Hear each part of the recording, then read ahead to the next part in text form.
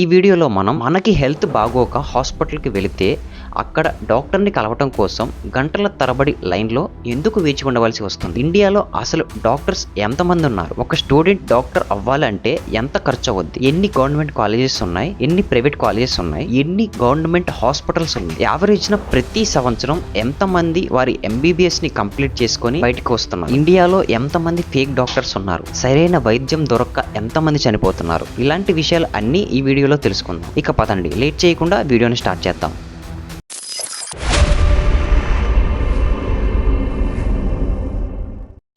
Indian hospital గురించి తెలుసుకోవాలి అంటే ముందు మెడికల్ ఎడ్యుకేషన్ గురించి తెలుసుకోవాలి. భారతదేశంలో దాదాపుగా 740 మెడికల్ కాలేజెస్ ఉన్నాయి. ప్రతి సంవత్సరం సుమారుగా 70,000 మంది మెడికల్ గ్రాడ్యుయేట్స్ బయటకు వస్తున్నారు. భారతదేశంలో 434 గవర్నమెంట్ కాలేజెస్తో పాటు 320 ప్రైవేట్ మెడికల్ కాలేజెస్ ఉన్నాయి. గవర్నమెంట్ మెడికల్ కాలేజ్లో 55,000, ప్రైవేట్ మెడికల్ కాలేజ్లో 53,000 సీట్లు ఉన్నాయి.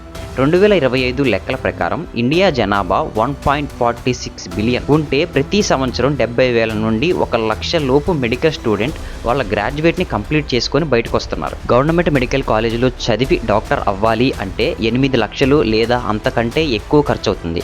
అదే ప్రైవేట్ కాలేజీలో ఎంబీబీఎస్ని పూర్తి చేసి డాక్టర్ అవ్వాలంటే 55 లక్షల నుండి 2 కోట్ల వరకు ఖర్చు అవుతుంది. ఇప్పుడున్న కాంపిటీషన్లో ఫ్రీ మెడికల్ సీట్ సంపాదించడం అనేది చాలా కష్టం. ఫ్రీ మెడికల్ సీట్ రావాలన్నా, మెడికల్ కాలేజీలో సీట్ రావాలన్నా కానీ నీట్ ఎగ్జామ్లో ఒక మంచి ర్యాంక్ రావాల్సి ఉంటుంది. 2024లో నీట్ ఎగ్జామ్ కోసం 24 లక్షల మంది రిజిస్టర్ చేసుకున్నారు. అందులో 23 లక్షల మంది ఎగ్జామ్ రాస్తే కేవలం 13 లక్షల మంది మాత్రమే అర్హత సంపాదించారు. గవర్నమెంట్ కాలేజీలో ఉన్న సీట్లు 55,000, నీట్ ఎగ్జామ్లో పాస్ అయిన వాళ్ళు మాత్రం 13 లక్షల మంది. 13 లక్షల్లో నుండి 55,000 తీసేస్తే 12,45,000 మంది స్టూడెంట్స్ పరిస్థితి ఏంటి? భారతదేశంలో సుమారుగా 8,000 ఇంజనీరింగ్ కాలేజెస్ ఉన్నాయి. ప్రతి సంవత్సరం 36 లక్షల మంది ఇంజనీరింగ్స్ బయటకు వస్తున్నారు. 45,000 కంటే ఎక్కువ డిగ్రీ కాలేజెస్ ఉన్నాయి. ప్రతి సంవత్సరం 1 కోటి విద్యార్థులు వారి డిగ్రీ సర్టిఫికేట్ పట్టుకొని బయటకు వస్తున్నారు. ప్రతి సంవత్సరం ఎంబీబీఎస్ చదివిన స్టూడెంట్స్ 70,000 మంది మాత్రమే వారి ఎడ్యుకేషన్ని కంప్లీట్ చేసుకొని బయటకు వస్తున్నారు. 1.46 బిలియన్స్ ఉన్న జనాభాలో 13 లక్షల మంది మాత్రమే డాక్టర్స్ ఉన్నారు. WHO రిపోర్ట్ ప్రకారం ప్రతి 1000 మందికి ఒక డాక్టర్ ఉండాలి. కానీ మన ఇండియాలో 3,000 మందికి ఒక్క డాక్టర్ ఉన్నాడు. మనకి అస్సలు నచ్చని మన పక్క దేశమైన చైనాలో మాత్రం ప్రతి 1000 మందికి 3 డాక్టర్స్ ఉన్నారు. మన ఇండియాలో ప్రతి సంవత్సరం సరైన వైద్యం దొరక్క ఎంతోమంది ప్రాణాలు కోల్పోతున్నారు. మారుమూల గ్రామాలు, పల్లెటూర్ల గురించి అయితే ఎంత తక్కువ మాట్లాడుకుంటే అంత మంచిది. సరైన వైద్య సదుపాయాలు లేక చిన్న చిన్న ఆరోగ్య సమస్యలతో చనిపోయే వాళ్ళు ఎంతోమంది ఉన్నారు. 2025 లెక్కల ప్రకారం ఇండియా మొత్తంలో 23,000 గవర్నమెంట్ హాస్పిటల్స్ ఉన్నాయి. ఇండియా మొత్తంలో 13 లక్షల మంది డాక్టర్స్ ఉంటే అందులో కేవలం 1 లక్ష మంది మాత్రమే గవర్నమెంట్ హాస్పిటల్లో వర్క్ చేస్తున్నారు. అంటే 11,000 మందికి ఒకే ఒక్క గవర్నమెంట్ డాక్టర్ ఉన్నాడు. డాక్టర్స్ సరిగ్గా లేకపోవడంతో ఫేక్ డాక్టర్స్ బాగా ఎక్కువైపోయారు.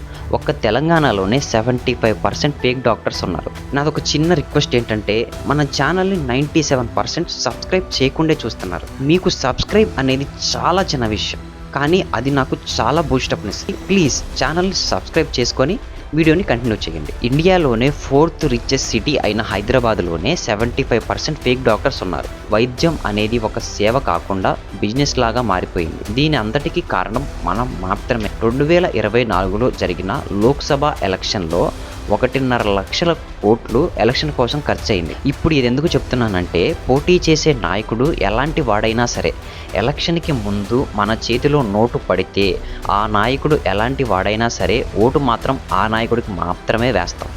మనకి మంచి సేవ చేయగలిగిన ఒక మంచి నాయకుడిని ఎన్నుకోవాల్సిన బాధ్యత మనది. అలాంటి నాయకుడిని ఎన్నుకోలేకపోవటం మన తప్పు. మన ఇండియాలో ప్రతి సంవత్సరం 10 లక్షల కోట్లు కేవలం ఉచిత పథకాల మీద మాత్రమే మన ఇండియన్ గవర్నమెంట్ ఖర్చు చేస్తుంది.